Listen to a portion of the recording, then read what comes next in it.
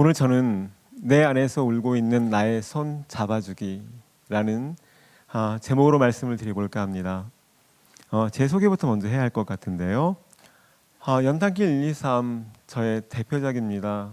그냥 이웃들의 실제 이야기를 쓴 것입니다. 총 한 130곡지 정도가 들어가 있습니다.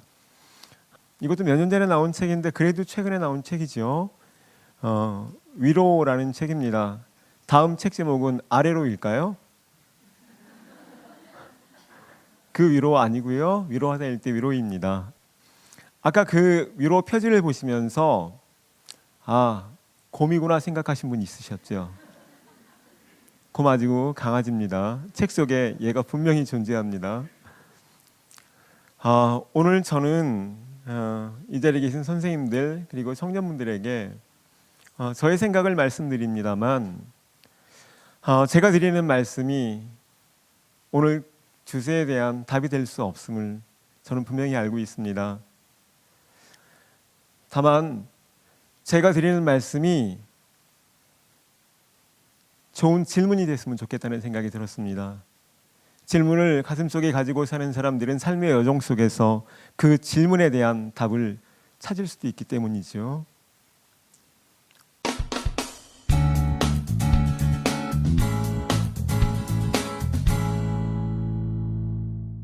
제 인생에서 가장 기뻤던 날이 있습니다. 제가 쓴 두 번째 책 연탄길, 그 책이 독자들의 많은 사랑을 받았을 때 지금까지 한 430만 부가 나갔네요. 참 많은 사랑을 받은 거지요. 그때 정말 벅찰 정도로 기뻤습니다. 그런데 이상한 것은 기쁨과 함께 거의 동시에 제 인생에서 가장 힘든 순간이 찾아왔습니다. 사람들은 예상했을 것입니다. 연탄길 때문에 저 사람은 매일 춤을 출 것이다. 근데 실은 저는 아주 처참한 시간을 보냈습니다. 사람들은 연탄길이 저를 행복하게 할 거라고 생각했지만 저는 연탄길 표지만 보아도요, 제 안에서 불덩어리가 올라왔습니다. 그것 때문에 제 인생이 끝장났다고 생각했기 때문이죠. 연탄길 같은 건 제 인생에서 차라리 없는 게 훨씬 좋았다는 생각을 했습니다. 어쩌면 지금도 그런지 모릅니다. 연탄길 원고는 많이 거절당했습니다. 저는 연탄길 원고를 썼을 때 제 원고가 정말 대단한 원고인 줄 알았습니다. 출판사에 보내고 나서 일주일 혹은 열흘 안에 연락이 올 것이다 생각했지요. 이렇게 좋은 원고를 왜 이제 보냈냐고 그렇게 말할 줄 알았습니다. 그런데 그들은 싸늘하게 그 원고를 외면했습니다. 첫 번째 출판사에서 거절당하고 두 번째 출판사로 보낼 때 저는 마음속으로 생각했습니다. 보석을 몰라본 거라고, 분명히 후회할 거라고. 그런데 두 번째 출판사 역시 원고를 본체만 채 했습니다. 그렇게 해서 한 출판사에서 보통 3개월에서 6개월 정도 기다렸는데요. 그렇게 5번 거절당하니까 3년이 지나갔습니다. 근데 그 3년이 허송세월 아니었습니다. 그냥 지나간 3년 아니었으니까요. 저는 3년이 지나는 동안 하나를 분명히 알았습니다. 제 원고가 형편없다는 거예요. 왜냐하면 두 번째 책이었는데요, 여전히 무명이었습니다. 무명이었으니까 그렇지라고 핑계 댈 수 없었습니다. 왜냐면요, 무명의 글인데 단 한 번이나 두 번 만에 채택되는 분 얼마든지 있거든요. 그러니 저는 그렇게 핑계 댈 수 없는 거지요. 하나를 분명히 알게 됐습니다. 제 원고가 대단한 줄 알았는데 제 원고가 형편없다는 것. 이제 선택할 수 있지요. 원고를 모조리 없애버리든지 아니면 처음부터 다시 시작하든지. 저는 고치면서 처음부터 시작하는 것을 선택했습니다. 마음이 아팠지요. 거절당할 때마다. 저희 어린 딸아이는 아빠가 최고인 줄 아는데 출판사에서 거절당하고 그것 때문에 마음 아파할 때마다 어린 딸의 모습이 생각났습니다. 그런데요, 만약에 아픔이 없다면 어떻게 우리는 우리 자신을 정직하게 들여다볼 수 있겠습니까? 다른 사람들의 무관심, 다른 사람들의 비웃음, 그것을 견뎌낼 때 우리는 자기 자신과 대면할 수 있다고 합니다. 헬렌 켈러가 말했지요. 태양을 바라보고 살아라. 너의 그림자를 못 보리라. 무슨 말인가요? 항상 태양만 바라보는 사람은 자신의 그림자를 볼 수 없습니다.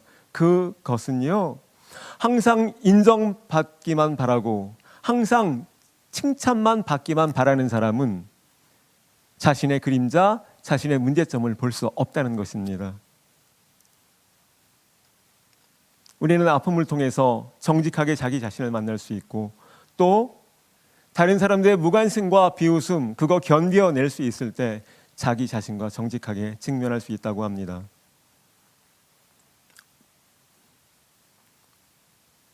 원고를 포기하지 않았습니다. 다시 시작하기로 마음먹었으니까요. 그리고 원고를 새로 넣고 고치고 그 작업을 오랫동안 했습니다. 그러니 제 그릇이 아무리 작다 해도 그릇의 최대치까지 올릴 수 있었습니다.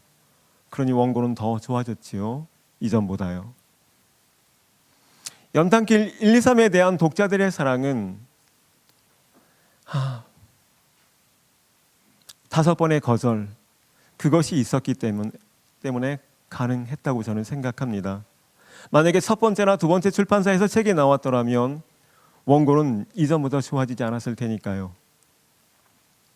그런데 나를 기쁘게 한 것이 나를 슬프게 할 수도 있다는 것, 누군가를 사랑해 본 사람들은 아마 그 미묘한 감정을 경험해 보신 분도 있을 것 같은데요. 그토록 나를 설레게 했던, 그토록 나를 잠 못 들게 했던 그 사랑이 어느 날 지옥이 될 때가 있지요.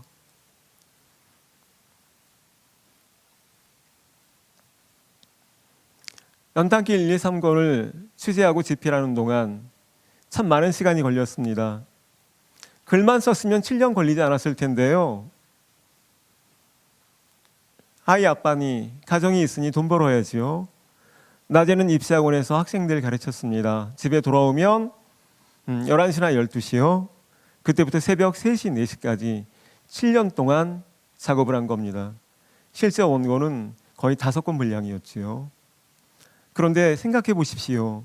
낮에도 일하고 밤에도 일하고 그것을 7년 동안 계속 했으니 건강이 무너진 거지요. 어디로 서 걸을 수가 없었습니다. 5걸음을 걷기가 힘들었습니다. 화장실 갈 때도 벽을 붙들고 걸어야 했습니다. 그것이 만약에 1개월로 그쳤다면 혹은 6개월 안에 증상이 완화됐다면 저는 우울증 걸리지 않았을 거예요. 근데 1년이 다 돼 가도록 어지럼증 증상은 좋아지지 않았고요. 오히려 더 악화됐습니다. 자, 이제 그쯤이면 인생 끝났다는 생각 들지요. 문밖 출입 못합니다. 집에서도 잘 걸어 다니기가 힘들어요. 근데 그게 1년이 다 되어도 낫질 않습니다. 어쩌면 누구라도 절망할 수 있는 것이지요. 저는 심각한 우울증에 빠졌습니다. 연탄길 1, 2, 3의 성공 뒤 제가 겪었던 그 끔찍한 시간은 정말 지옥 같았습니다. 밤이 되어도 저는 방에 불을 켜지 않았습니다. 그냥 캄캄한 방 안에 있었던 것이지요. 온종일 방에 누워 있었습니다. 어떤 마음이었겠습니까? 죽고 싶은 마음이었지요. 그 시간이 참 길었습니다. 이거 저 찍은 거 아닙니다. 무슨 이런 아빠의 모습을 찍는 딸이 어디 있습니까? 큰 딸아이가 작은 딸아이 사진을 찍어주다가 우연히 아주 재수없게 제가 나온 거지요. 그런데 이 사내의 모습을 보십시오. 참 없어 보이지요?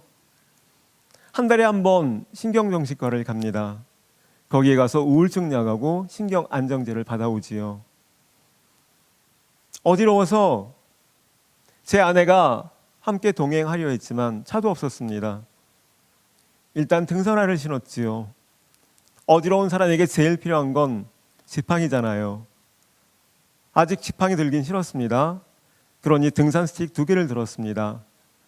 그거 구색을 맞추려니 등산화를 신어야지요.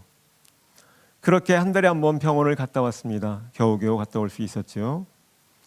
그런데 제 아내가 그때 저한테 뭐라고 얘기했냐면, 한겨울에 가을 점퍼를 입고 가면 되겠느냐고 저를 만류했습니다. 근데 저는 저 가을 점퍼를 입고 병원을 갔다 온 것입니다. 보이시죠? 의자 위에 놓여 있는 제 딸의 옷을. 털이 붙어 있잖아요. 그리고 저게 병원 가는 사람의 머리입니까? 한 달에 한 번 정도 머리 감았나요? 머리 감으면 물이 빠지지 않습니다. 왜 그럴까요? 머리가 잔뜩 빠져서 하수구 구멍을 막아버립니다. 그런 거 보면 누군들 살고 싶다는 생각 들겠습니까? 그것이 언제 끝날지 모른다는 생각이 드는데요. 저는 제가 죽는 날까지 계속될 거라고 거의 확신했었습니다.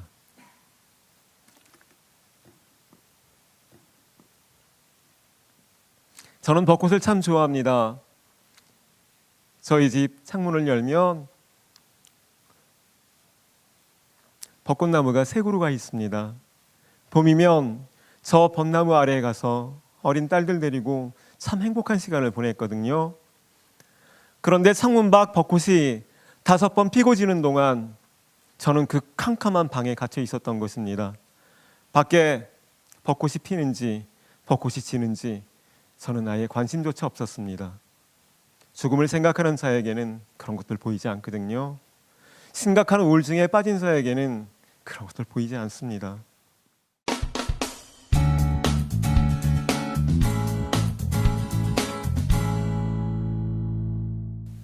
그런데 어느 날 제 창문 바깥에서 병아리 삐약삐약 하는 소리가 들렸습니다. 무슨 소리일까 궁금했습니다. 그리고 창문 밖을 바라보았지요. 초등학교 다니는 한 어린 꼬마아이가 상자 안에 병아리 1마리를 넣어갖고 집으로 가는 길입니다. 그 아이의 마음은 얼마나 부풀어 있겠습니까? 그때 그 아이를 바라보면서 저도 모르게 미소 지었던 것 같습니다. 그리고 그 순간 내가 이 캄캄한 시간에서 빠져나오고 있나? 라는 생각을 하게 됐습니다. 어느 날 밤 창문 밖이 환했습니다. 무엇일까? 창문 밖을 바라보았더니 벚꽃이 눈부시게 피어 있었습니다. 밤벚꽃이 참 아름답다는 거 보신 분들 아시지요? 그날 전 무언가 힘에 이끌려 밤에 그 벚나무 아래로 갔습니다. 그리고 그곳에서 얼마나 울었는지 모릅니다. 아무도 없는 곳이지요. 제 아내도 볼 수 없고 저의 딸들도 볼 수 없는 그 벚나무 아래에 가서 참 오랫동안 울었습니다.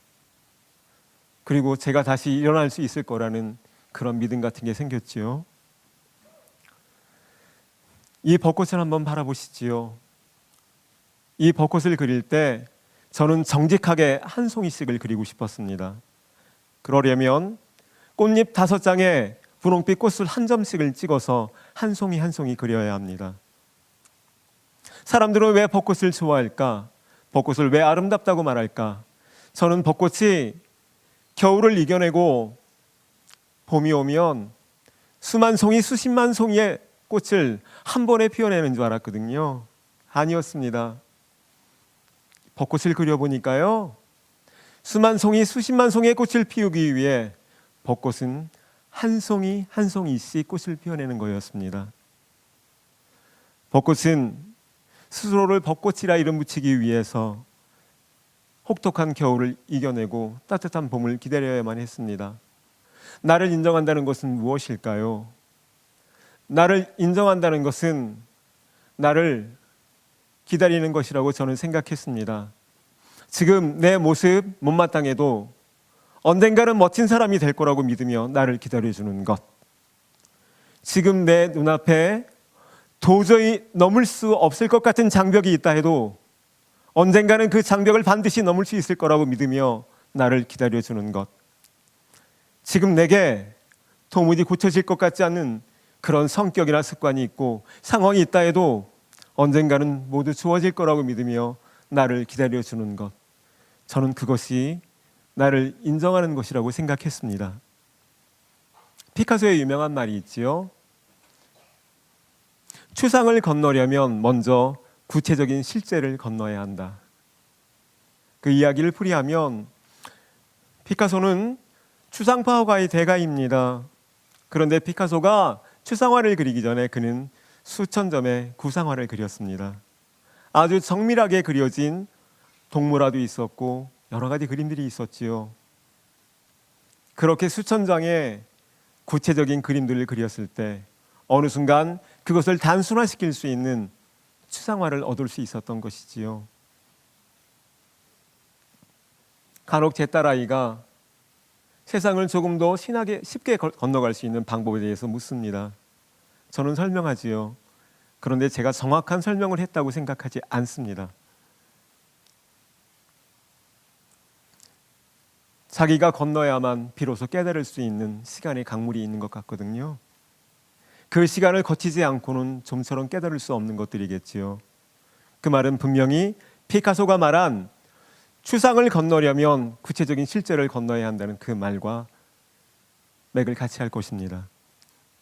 13년 동안 등산화를 신었네요. 제 아내는 이 신발을 볼 때마다 저보고 신발이 예쁘다고 늘 얘기합니다.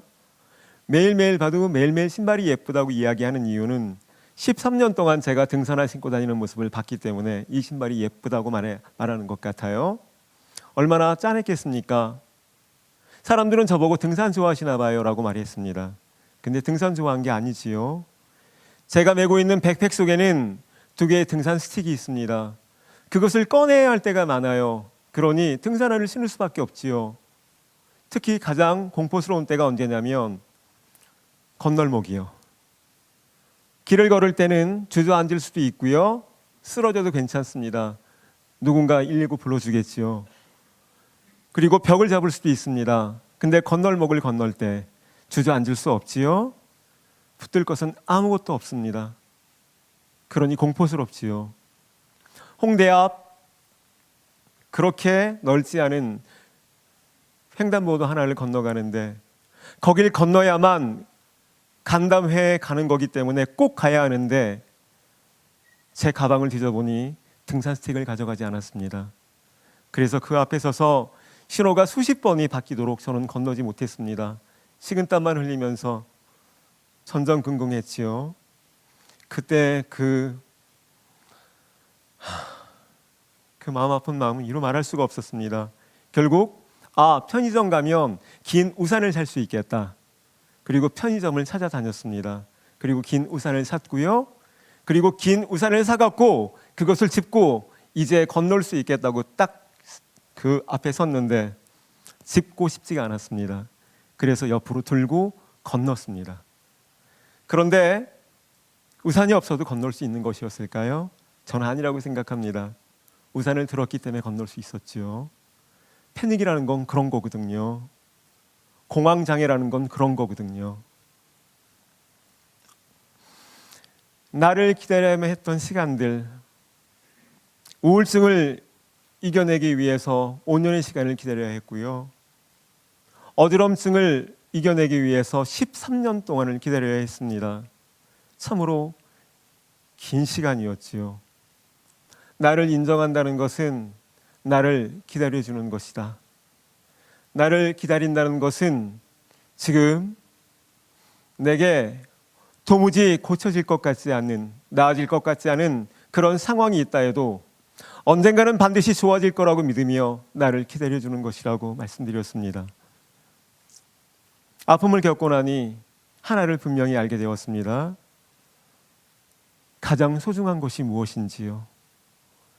저에게 가장 소중한 것이 무엇인지 그것만 보였습니다. 잘못 살아왔던 시간들에 대한 후회감, 낭패감도 컸습니다. 아픔이 가르쳐주는 것들이 있다지요. 칼 구스타프 융은 그것을 어둠의 빛이라 명명했습니다. 어둠의 빛은 어둠 속에 있는 빛을 의미하는 것이 아니고요. 캄캄한 어둠 그 안엔 빛의 실체가 있다는 것이지요. 그냥 어둠이 간직한 빛의 실체입니다. 그 이야기는 오직 어둠을 통해서만 인도되는 빛이 있다는 것입니다. 늘 행복하고 기쁠 때는 절대로 다가오지 않는 깨달음이지요. 오직 캄캄한 시간을 통해서만 깨닫게 되는 것이 있다는 것입니다. 기쁨은 우리를 춤추게 하지요. 그러나 기쁨은 우리를 깨닫게 하진 못합니다. 그러나 아픔은 우리를 눈물 나게 하지만 아픔은 우리에게 깨달음을 주기도 하지요. 우리는 살아가면서 잃어버리는 것들이 있지요. 사랑하는 사람이 떠나갈 때도 있습니다. 그 잃어버리는 것을 통해서 우리는 비로소 깨닫게 되는 것도 있습니다. 지금 민망합니다만 2000년부터 연탄길 나눔터 기금을 통해서 여러 단체에 후원금을 보낼 수 있었던 것은 제게 아픔의 시간이 있었기 때문입니다. 저는 크리스찬인데요. 그때 그랬거든요. 하나님, 저를 일으켜 주십시오. 다시 일어나면 저 하나만을 위해 살지 않겠습니다. 저는 그 약속을 지키고 싶었습니다. 삶은 빛과 어둠으로 깊어진다지요. 삶은 기쁨과 슬픔으로 깊어진다는 것입니다. 눈부시게 환한 빛이나 기쁨만으로 깊어지지 않는다는 것이지요. 우리는 어떤 것을 우리가 원할 때, 그 원하는 것을 이루었을 때 우리는 참 의미 있는 시간이었다, 보람된 시간이었다, 이렇게 말을 합니다. 그리고 우리가 원하는 것을 이루지 못했을 때 우리는 쓸데없는 시간을 보냈다, 참으로 무의미한 시간을 보냈다, 이렇게 말을 합니다. 그런데 정말 그럴까요? 우리가 생각하는 의미는 정말 의미이고 우리가 생각하는 무의미는 정말 무의미일까요? 의미와 무의미는 다시 결정된다고 합니다. 어떤 것이 정말 의미 있는 것인지 무의미한 것인지는 또 다른 시간 속에서, 또 다른 상황 속에서, 또 다른 사람들 속에서 다시 결정된다는 것이지요. 의미가 무의미가 될 수 있다는 것입니다. 무의미가 의미가 될 수도 있는 것이고요. 생각해 보십시오. 연탄길 때문에 그 기뻤던 시간이 저를 쓰러뜨렸으니 의미는 분명히 무의미가 된 것이지요. 삶의 끝에서 처절한 무의미 속에서 다시 걸어 나왔으니, 그리고 그 깨달음으로 다시 현재를 충만한 채 살아가고 있으니 다시 무의미는 의미가 된 것입니다.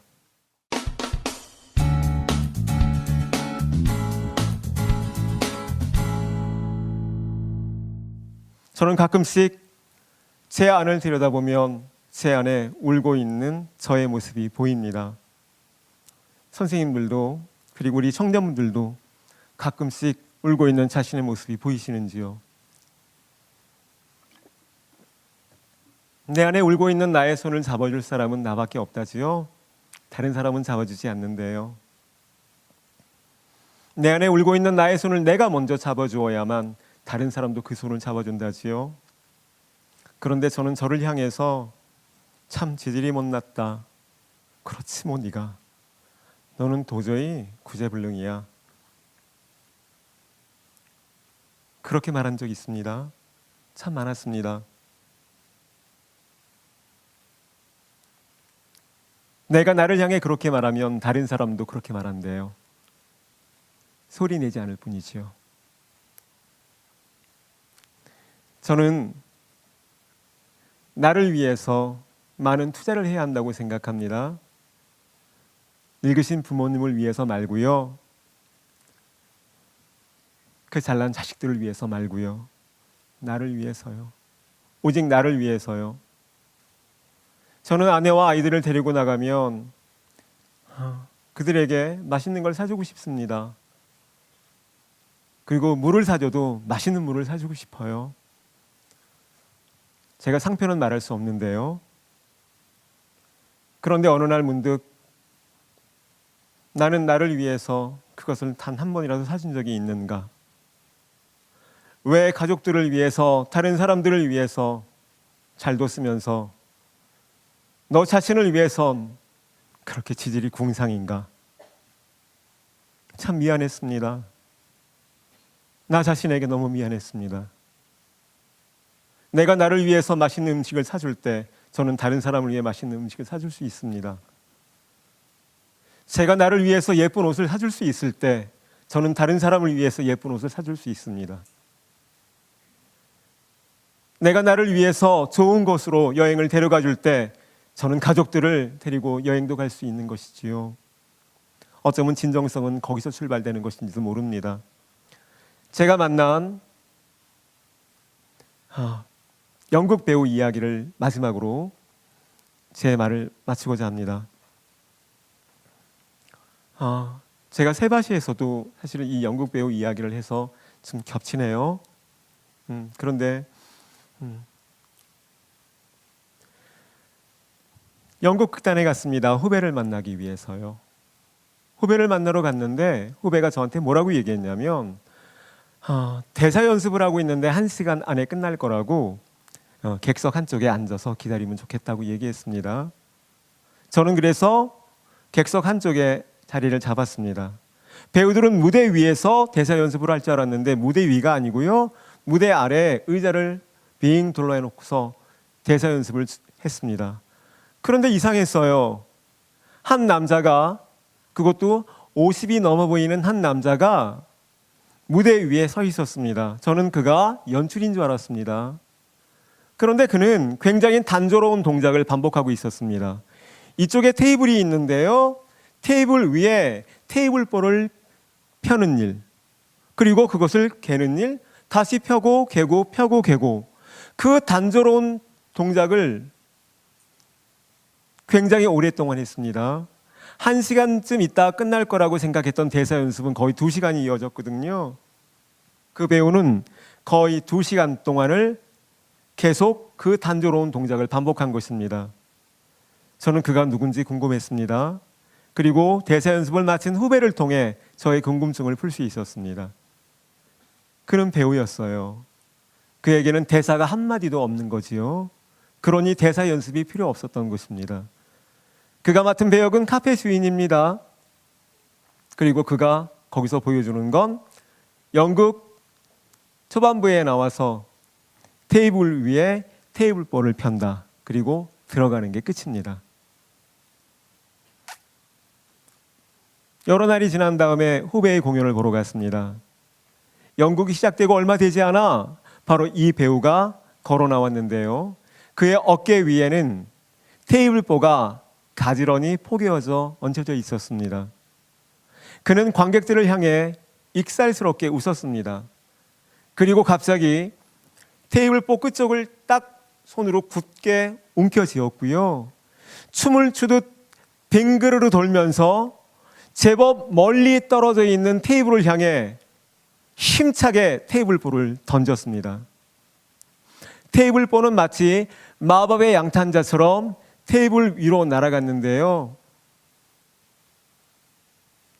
테이블 4개의 모서리를 자로 잰 듯 정확히 나누며 테이블 위에 사뿐히 내려앉았습니다. 그 순간 관객들이 와 하고 탄성을 질렀습니다. 감동받은 것이지요. 관객들이 생각한 것입니다. 얼마나 힘들었을까? 저러기까지. 저는 마음이 짠했습니다. 그게 그가 맡은 배역의 전부라는 걸 알았기 때문이지요. 그 배우는 관객의 환호성을 받으며 익살스럽게 관객을 향해 웃어 보이고 무대 뒤편으로 사라졌습니다. 그리고 그는 다시 나오지 않았습니다. 이 배우는 알고 있었던 것이지요. 연극계에 아주 유명한 금언이 있지요.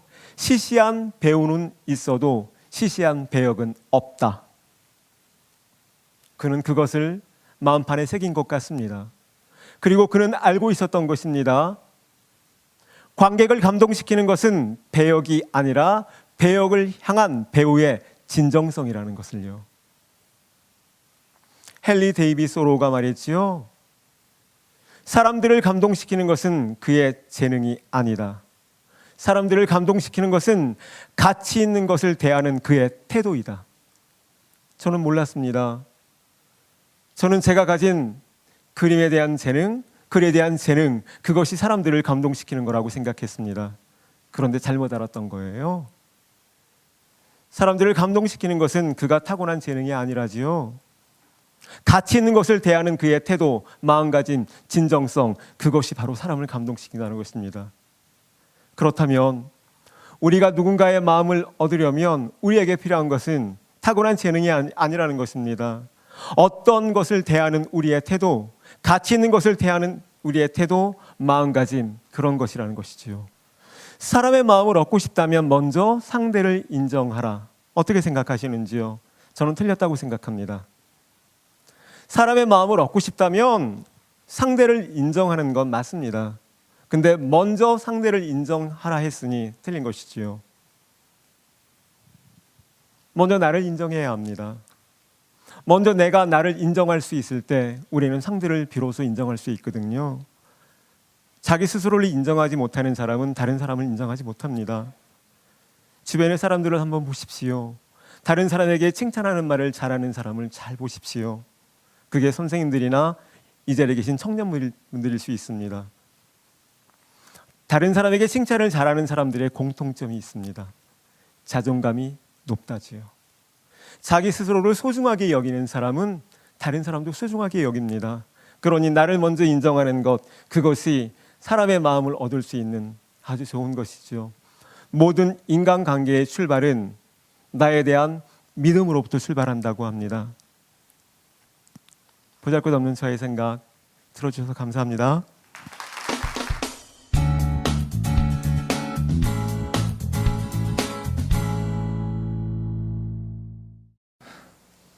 아까 말씀드렸는데요. 과로. 네. 예, 7년 동안 낮에도 일하고 밤에도 일하고, 그러니까 체력이 감당하지 못한 거죠.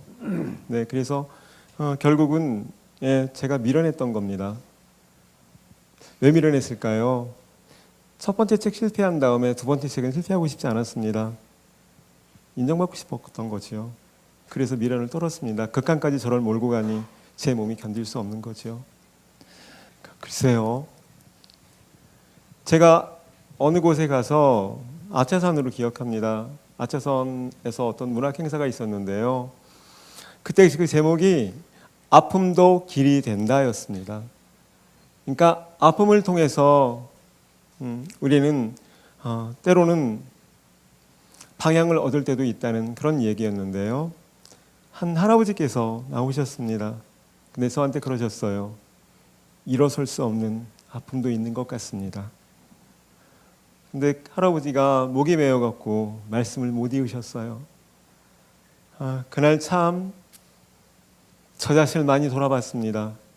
과연 아픔이 길만 들 수 있는 건지, 다시는 일어설 수 없는 아픔도 얼마든지 있는 것인지, 다시는 일어설 수 없는 아픔도 있다는 걸 알았습니다.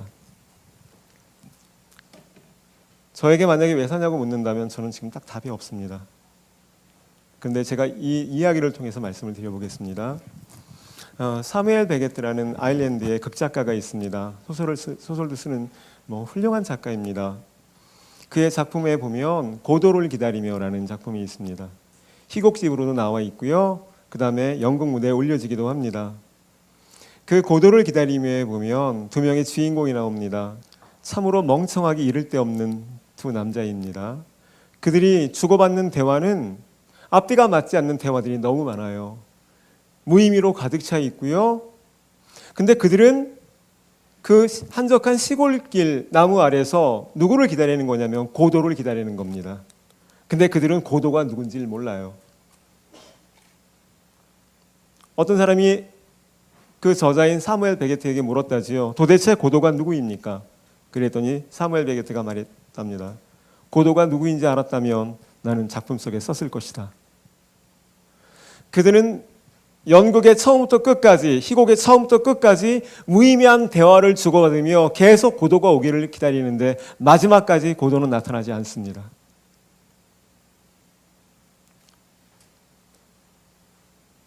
고도는 누구일까요? 사무엘 베게트는 왜 고도를 기다리며라는 그 작품 속에서 끝까지 나타나지 않는 고도를 무의미한 대화를 주고받으며 기다리는 두 명의 주인공을 세웠을까요? 어쩌면 그것이 당신들이 살아가는 인생인지도 모른다. 그 질문을 던졌는지도 모릅니다. 당신들은 삶 속에서 무언가를 기대하고 있지만 그 무언가는 수시로 바뀔 것이며 그 다음에 그것이 온다 해도 그것을 길게 기뻐하지 않을 것이다.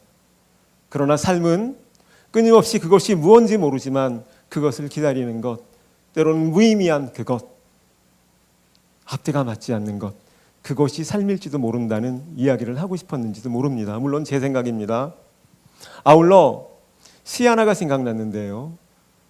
류시와 시인의 나무의 시라는 시가 있습니다. 거기에 보면 이런 문장이 나오거든요. 이런 식기가 나옵니다.